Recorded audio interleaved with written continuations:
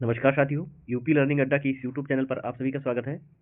आज हम बात करेंगे हाल ही में चर्चा में रहा सर्वम एआई पर। इससे संबंधित प्रश्न जो है आपको एग्जाम में देखने को मिलेंगे। बात करें यह क्या है, तो यह एक स्टार्टअप है। वर्ष 2023 में इसकी शुरुआत की गई और यह बेंगलुरु में स्थित है। इसके फाउंडर्स की बात करें तो डॉक्टर विवेक राघवन और डॉक्टर प्रतीश कुमार जो है इसके संस्थापक हैं। बात करें इसका लक्ष्य क्या है, तो भारतीय भाषाओं और दस्तावेजों के लिए विशिष्ट रूप से तैयार किया गया है। इसमें टारगेट ऑडियंस कौन सी है, तो यह केवल अंग्रेजी ही नहीं बल्कि भारत के आम लोगों के लिए तैयार किया गया है। इसके की फीचर्स क्या हैं, तो वॉइस फर्स्ट इंटरफेस अर्थात आवाज़ आधारित उपयोग, लो लेटेंसी अर्थात साधारण मोबाइल पर भी यह तेज़ी से काम करेगा। इसके कॉस्ट की बात करें तो कम लागत और काफ़ी प्रभावी है। सपोर्टेड लैंग्वेज कौन सी है, हिंदी, तमिल, तेलुगु, मलयालम, पंजाबी, उड़िया, गुजराती, मराठी, कन्नड़ और बंगाली भाषा को सपोर्ट करता है यह। अब बात करेंगे सर्वम एआई का मॉडल 1 जो पहला मॉडल था उसका नाम है सर्वम विजन। तो इसकी टेक्निक पर यह किस टेक्निक पर आधारित है, तो ऑप्टिकल कैरेक्टर रिकॉग्निशन। इसमें फंक्शन क्या है, तो फोटो या स्कैन की गई फाइल से टेक्स्ट को पहचानना और पढ़ना।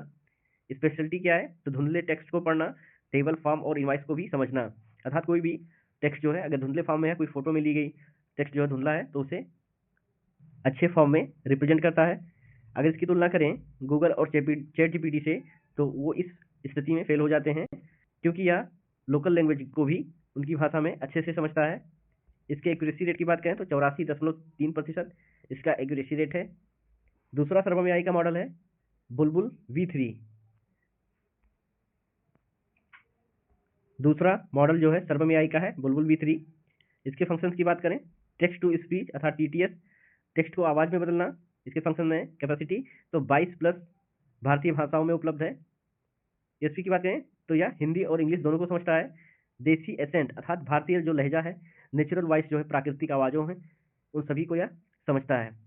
इसके किस केस में यूज होता है, तो कॉल सेंटर में, आईवीआर सिस्टम में यूज होता है और वॉइस असिस्टेंट के रूप में भी यह यूज होता है।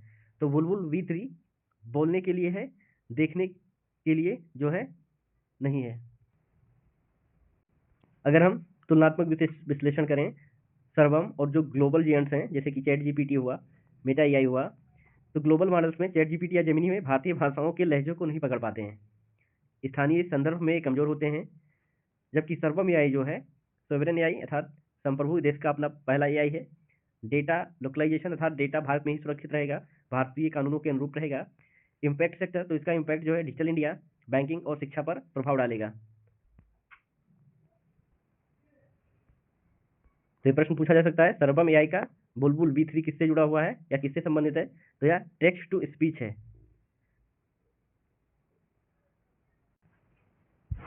अब हम बात करेंगे चर्चा में रहे लोकसभा स्पीकर ओम बिरला के बारे में। तो ये चर्चा में क्यों थे, तो हालिया घटनाक्रम में स्पीकर ओम बिरला के खिलाफ विपक्ष द्वारा रिमूवल नोटिस अर्थात हटाने का प्रस्ताव दिया गया।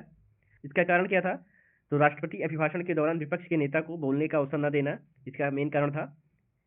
करंट स्टेटस की बात करें तो ओम बिरला ने प्रस्ताव पर निर्णय होने तक अध्यक्षता न करने का फैसला लिया है। आपको बता दें यह मुद्दा जो है यूपीएससी के जीएस पेपर 2 के पॉलिटी से भी संबंधित है। तो ऐसे प्रश्न वहां डायरेक्टली पूछे जाएंगे और आपका प्रीलिम्स के लिए भी ये महत्वपूर्ण है। अब लोकसभा स्पीकर की चुनाव प्रक्रिया की बात करें तो ये भारतीय संविधान के आर्टिकल 93 में इसका उल्लेख किया गया है। इन्हें कौन चुनता है, तो लोकसभा अपने सदस्यों के बीच से ही चुनती है। तारीख की बात करें तो चुनाव की तिथि जो होता है ये राष्ट्रपति द्वारा तय की जाती है। जिसका समय होता है सदन की पहली बैठक के पश्चात जो है लोकसभा स्पीकर को चुना जाता है और लोकसभा सदस्य ही अपने में से स्पीकर को चुनते हैं। अब हम बात करेंगे शपथ और प्रतिज्ञान के बारे में। लोकसभा अध्यक्ष पद ग्रहण करते समय कोई अलग से शपथ नहीं लेते हैं। तो ये महत्वपूर्ण ट्रिप पॉइंट है, एग्जाम में ऐसे पॉइंट्स जो है फंसा देते हैं। कारण क्या होता है, वो पहले ही संसद सदस्य अर्थात मेंबर ऑफ पार्लियामेंट के रूप में शपथ ले चुके होते हैं। उनकी एमपी वाली शपथ ही अध्यक्ष भूमिका के लिए पर्याप्त होती है। तो अलग से कोई भी स्पीकर के लिए शपथ नहीं लेते हैं। मेंबर ऑफ पार्लियामेंट के रूप में जब वो शपथ लेते हैं वही शपथ मान्य होती है। अब बात करें इनके कार्यकाल व पद रिक्तता के बारे में, तो इसका भारतीय संविधान के आर्टिकल 94 में उल्लेख है। बात करें इनके कार्यकाल व पद रिक्तता के बारे में, तो भारतीय संविधान के आर्टिकल 94 में इसका उल्लेख है।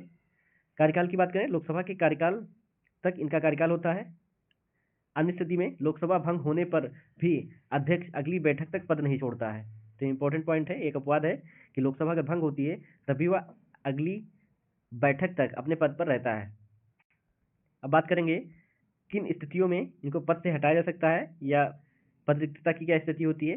यदि वह लोकसभा का सदस्य न रहे उस स्थिति में, दूसरा है त्यागपत्र और तीसरा है हटाए जाने पर अर्थात रिमूवल की स्थिति पर। अब बात करें लोकसभा अध्यक्ष के त्यागपत्र की, तो लोकसभा अध्यक्ष जो होता है अपना रिजाइनेशन जो है डिप्टी स्पीकर को सौंपते हैं, उपाध्यक्ष को सौंपते हैं, अपना त्यागपत्र उपाध्यक्ष को संबोधित करते हैं। यह प्रक्रिया राष्ट्रपति को नहीं बल्कि उपाध्यक्ष को संबोधित होती है। तो ये महत्वपूर्ण पॉइंट है, बार बार एग्जाम में ऐसे प्रश्न पूछे गए हैं। अब बात करें इनको हटाने की प्रक्रिया, लोकसभा अध्यक्ष को हटाने की प्रक्रिया। तो नोटिस के मामले में प्रस्ताव लाने से कम 14 दिन पहले पूर्व नहीं नोटिस देना अनिवार्य होता है। तो इंपॉर्टेंट पॉइंट है, कितने दिन पूर्व? 14 दिन पूर्व जो है इनको नोटिस देना अनिवार्य है। स्वीकृति की बात करें तो प्रस्ताव पर विचार तभी होगा जब कम से कम 50 सदस्यों का समर्थन प्राप्त हो। यदि 50 से कम समर्थन है तो नोटिस खारिज कर दी जा सकती है। यदि 50 से कम समर्थन है तो नोटिस खारिज हो जाएगा। इनको हटाने की प्रक्रिया क्या है? सबसे पहले मतदान, सदस्यों की कुल सदस्यता के बहुमत द्वारा पारित होना चाहिए। इसे प्रभावी बहुमत अर्थात इफेक्टिव मेजॉरिटी कहते हैं। इफेक्टिव मेजॉरिटी का मतलब total seats minus vacant seats. इसका संवैधानिक प्रावधान है आर्टिकल 94 के क्लॉज सी में। विचाराधीन स्थिति में प्रतिबंध की बात करें तो आर्टिकल 96 में इसका उल्लेख है। जब हटाने का प्रस्ताव विचाराधीन हो तब क्या होता है? तो अध्यक्ष सदन की अध्यक्षता नहीं कर सकते हैं। इसका उल्लेख भारतीय संविधान के आर्टिकल 96 में है।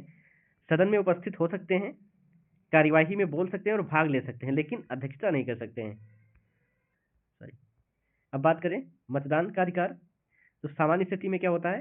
पहली बार में वोट नहीं दे सकते, जबकि टाई होने पर कास्टिंग वोट जो है लोकसभा अध्यक्ष दे सकता है, लेकिन हटाने की प्रक्रिया के दौरान ड्यूरिंग रिमूवल पहली बार में वोट दे सकते हैं, लेकिन टाई होने पर कास्टिंग वोट ये नहीं दे सकते हैं।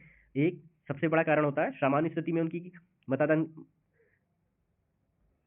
एक सबसे बड़ा कारण होता है कि सामान्य स्थिति में मतदान का अधिकार लोकसभा के अध्यक्ष को क्या होता है? हटाने की प्रक्रिया के दौरान क्या स्थिति रहती है। अब बात करेंगे इनके वेतन और भत्ते के बारे में। तो यह भारत की संचित निधि पर भारित होता है। इन लोगों का वेतन संसद में वार्षिक मतदान के अधीन नहीं होता है। तो इंपॉर्टेंट पॉइंट है। इनकी भूमिका की बात करें तो ये सदन के प्रमुख के रूप में विशेषाधिकारों के संरक्षक और संसदीय मामलों में अंतिम निर्णायक। इनकी शक्तियों की बात करें तो कोरम के अभाव में बैठक को निलंबित कर सकते हैं। और कोरम क्या होता है? तो 1/10 ऑफ टोटल मेंबर्स का 1/10 सदस्य होना अनिवार्य होता है। यदि 1/10 सदस्य अर्थात 55 सदस्य उपस्थित नहीं है तो घंटी बजाकर कार्यवाही रोकी जाती है। तो इसका अधिकार जो है लोकसभा अध्यक्ष के पास होता है। अब शक्तियों में निर्णायक मत की बात करें, कब होता है? जब किसी प्रश्न पर पक्ष और विपक्ष के वोट बराबर होते हैं उस समय लोकसभा अध्यक्ष निर्णायक मत देता है। उद्देश्य क्या होता है? तो गतिरोध का समाधान करना। और इसका उल्लेख किस आर्टिकल में है? तो यह शक्ति आर्टिकल 100 के तहत जो है लोकसभा अध्यक्ष को दी जाती है। अब अन्य शक्तियों में बात करें जो बैठकों के दौरान, तो संयुक्त बैठक का उल्लेख भारतीय संविधान के आर्टिकल 108 में है। संसद के दोनों सदनों की संयुक्त बैठक की अध्यक्षता करते हैं। ये नोट बुलाते राष्ट्रपति हैं, लेकिन अध्यक्षता स्पीकर ही करता है। तो ये महत्वपूर्ण पॉइंट है।